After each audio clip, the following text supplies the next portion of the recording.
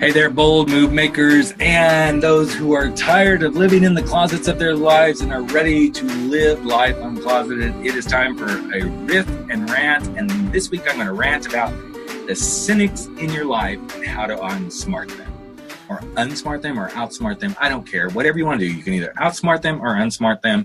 Doesn't matter. It's about getting them past being cynical, taking what they say, and having them stop you from doing what you want to do in your life. It's time for you to live the way you want to live. So, I know, easier said than done, but take a breath and realize the cynics are going to be there no matter what you try to do.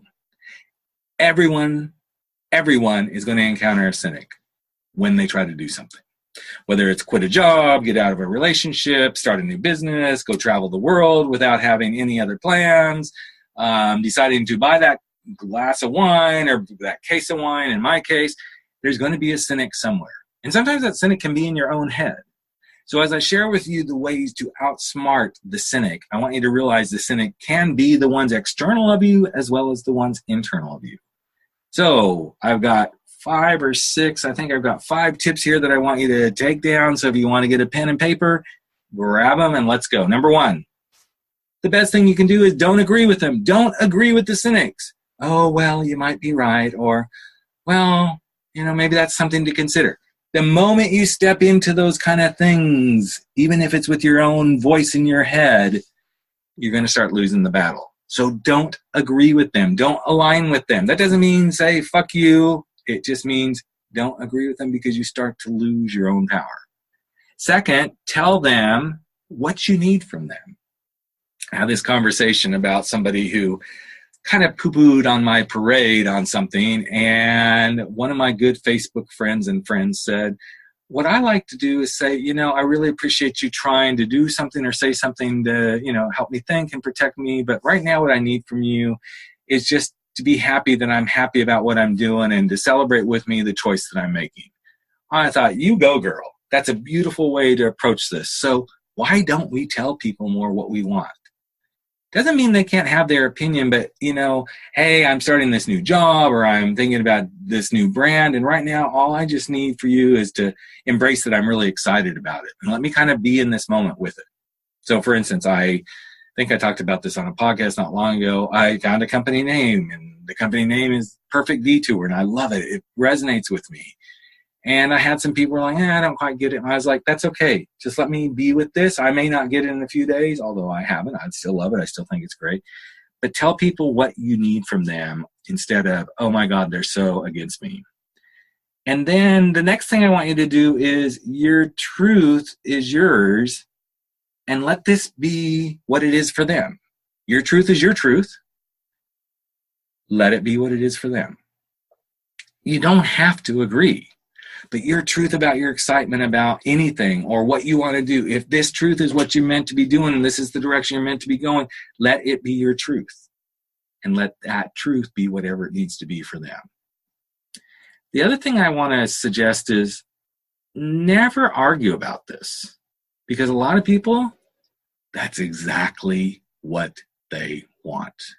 They have a need to be right. They have a need to be the person who makes it good for everybody else. They have a need to weigh in and be the one who's going to convince everybody that what they see is the way it is. And trust you, I'm raising my hand right now a little bit because I have been that way. Every once in a while, still in that way, especially with my kids.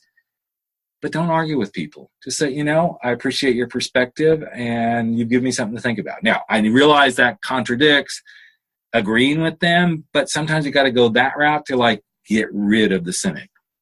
And then the last thing is to ask them a question. And it's a pretty dang powerful question. And the question is this.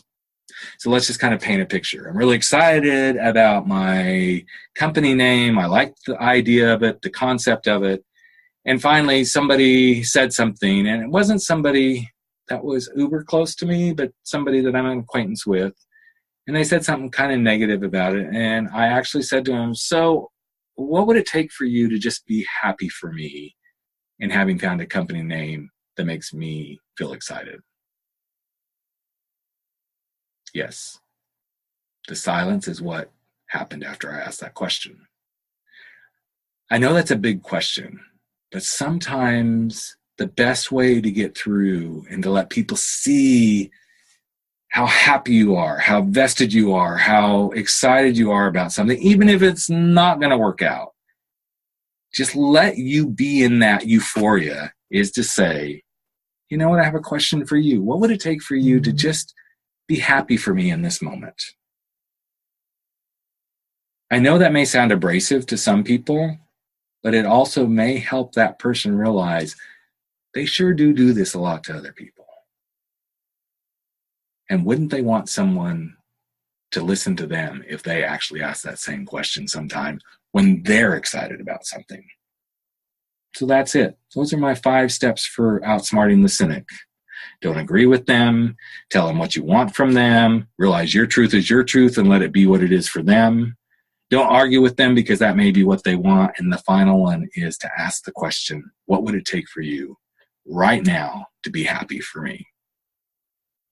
And if you start practicing those things, trust me, when you start to make bold moves and do the things you want to do, or finally take that step to go do the thing you have been saying you're going to do, be the person you're going to be, when the cynics show up, you're going to have so much more power in your arsenal to go right on and be your bold self, make your bold moves, and live your life uncloseted. That's it. Have a great weekend. Talk to you real soon. I'm Rick Clemens, the host of Life Uncloseted. And I hope what I just shared with you will have a huge impact in your life going forward.